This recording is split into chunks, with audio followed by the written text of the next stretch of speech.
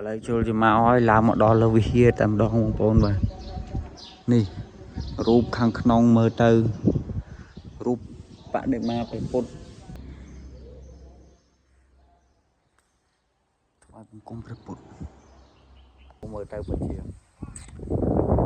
ná cho bông bồn mơ tơ ná cho bông tơ ót chá hay rúp chụp lại xa tầm đại chiều bật chiều mình thòng một đá bông bồn sọt xa đá nữa tôi tập hiệp nơi tam bong vọt thân tưng prey nào nè bông tưng prey nào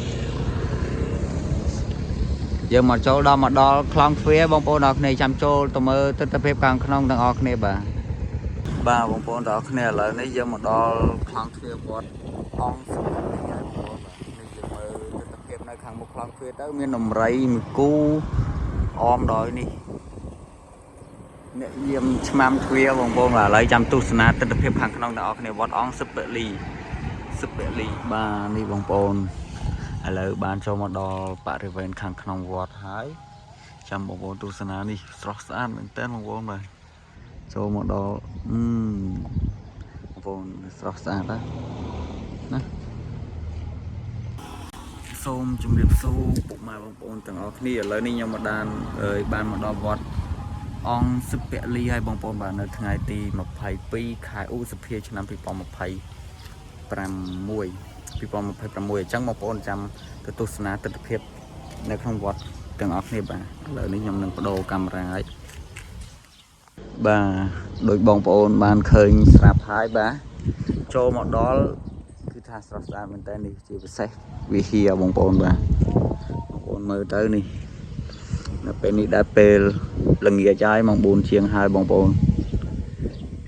មើលមកហើយថ្ងៃនេះដែរបរិយាកាសក៏ខ្យល់បរិសុទ្ធតិចប៉ះកាយលះហើយធ្វើឲ្យអារម្មណ៍យើងអណ្ដាតអណ្ដងផងដែរបាទនេះបងប្អូនបាទនេះយើងនេះកន្លែងនេះរូបនេះគឺពិសេសខ្លាំងមែនទែនរូបមេតបបាទបងប្អូនបាទនេះតែអត់តន់រៀបចំហើយរួចរាល់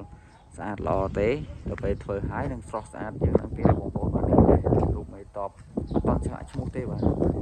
ប្អូនមើលស្គាល់រូបមេតបរូបណាខ្លះដែរបាទលោកណាខ្លះដែរបាទអូមើលទៅពិតជាកំណាចបងប្អូនមើលទៅកំណាចមើលទៅអស្ចារ្យហើយរូបចម្លាក់សារតតែជាងពិតជាមិនធម្មតាបងប្អូនស្រស់ស្អាតដែរណាមួយសេះជើងធំឲ្យលោកមេតបមុខតែអីខ្ញុំស្រស់មុខអង្អាចដែរណាមានដាវមានអីនោះបងប្អូនហើយយើងថតទៅទស្សនភាពនៅតែប៉ុណ្្នេះសិនទេតិចទៀតយើងនឹងដើរជុំវិញកន្លែងផ្សេងទៀតហើយកំពុងតែសាងសង់ដូចជាចាក់ដីបងប្អូនបាទនេះមើលទស្សនាទស្សនភាពដោយសារអត់តដាក់ផ្លាកឈ្មោះបងប្អូនបាទអត់តដាក់ផ្លាកតំណងបងប្អូនតំណងស្អាតមានអាវក្រោះមានអីអូឡយហ្មងដោយសារធំទៀតអូមើល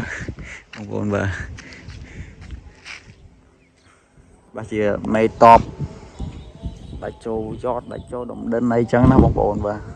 តែដូចអត់នោះព្រះបាទជ័យប្រមាណទី7មិនដឹងបងប្អូននៅខាងនោះ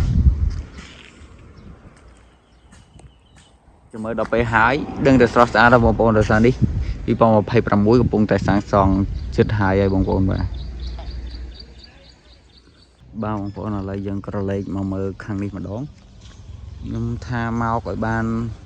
2វត្ត3វត្តបងប្អូនទៅអត់ងាយចេញមកម៉ោង4ដល់ទីជាងមិនចេញមកឥឡូវជិតដល់ម៉ោងទៅវិញទៀតហើយអត់តាន់បានថតសពអស់ផងនេះបងប្អូនបាទមើលនេះនៅកន្លែងស្អាតជាច្រើនទៀតសំខាន់វិហារនេះបងប្អូនមើលទៅស្រស់ស្អាតណាស់ឥឡូវនេះក្បាច់ក្បូរខ្មែររបស់យើងណាបងប្អូនហើយចូលមកដល់ខាងក្នុងនេះក៏កាន់តែស្រស់ស្អាតហើយស្ដាប់សំឡេងសត្វយំស្ងប់ស្ងាត់ល្អធ្វើអារម្មណ៍ប្លែកស្រស់ស្រាយដែរបងប្អូនបាទនេះមេឃពងរោភ្លៀងយ៉ាងទៀតបង វត្តអង្គសិបលីសូមស្វាគមន៍វិហារអត់តាន់សាងសង់រួចរាល់ស្អាតហើយ 100% ទេបងប្អូនបាទឥឡូវនេះយើងកលេចកាមេរ៉ាមើលទៅខ្លោងទ្វារវិញបាទហើយចូលមកពីខ្លោងទ្វារនេះមានស្រះទឹកនៅខាងស្ដាំដៃបងប្អូនបាទស្រះទឹកនៅខាងស្ដាំដៃអូថតមកប្លង់កន្លែងនេះមេឃ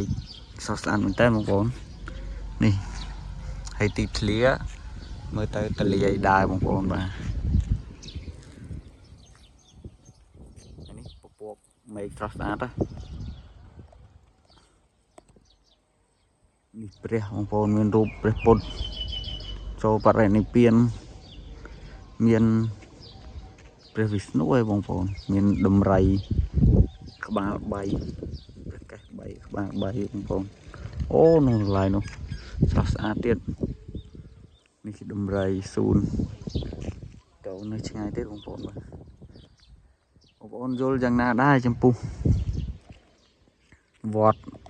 អង្គសិបលីនេះបងប្អូនបាទទស្សនវិជ្ជាទាំងការរៀបចំប្លង់ទាំងក្បាច់កបោ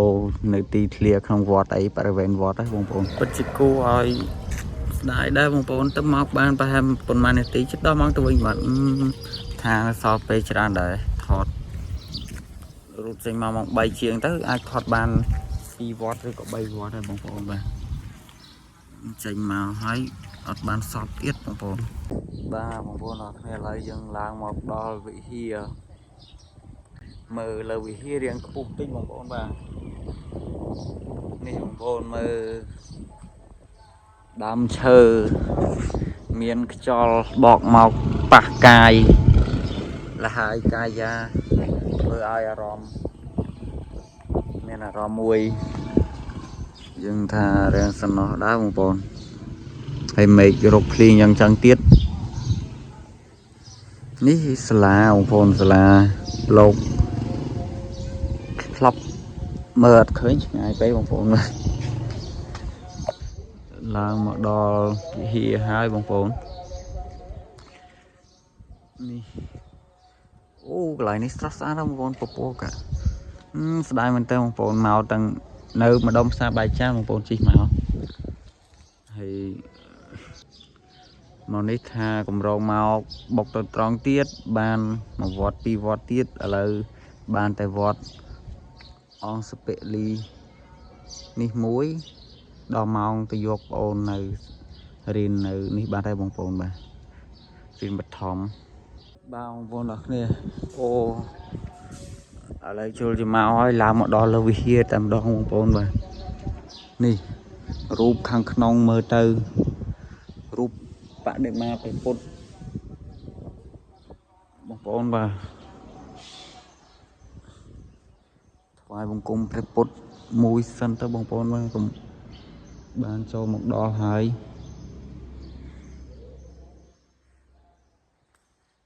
ថ្វាយបង្គំព្រះពុទ្ធថ្វាយបង្គំរួចរាល់ហើយបងប្អូនទាំងគ្នាសូមសេចក្តីសុខសេចក្តីសប្បាយព្រះពុទ្ធបដិមាមាសបងប្អូនមើលរូបនេះរូបចម្លាក់នៅខាងក្នុងវិហារទឹកដៃជាងវិចិត្រករក៏មិនធម្មតាដែរជាងឆ្លាក់នេះបងប្អូនបាទស្រស់ស្អាតមែនតើមើលទៅបងប្អូនស្រស់ស្អាតណាស់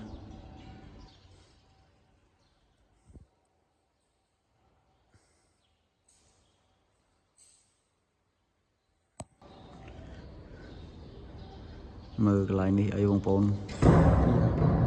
យកសុំទោសភ័យបងប្អូនបាទកន្លែងនេះអីស្រស់ស្អាតណាស់បងប្អូនបាទបងប្អូនមើលអត់បានថតមួយឲ្យច្បាស់ល្អទេបងប្អូនបាទ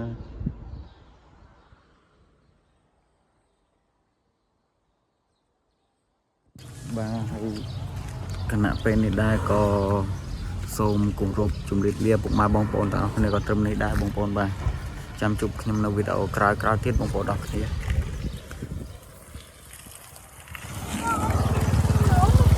កុំភ្លេចថាសុខភាពទាំងអស់គ្នាបាទគឺពិសេសមែនទែនសុខភាពមួយនេះហើយយើងចូលរួមធ្វើអំពើល្អទាំងអស់គ្នា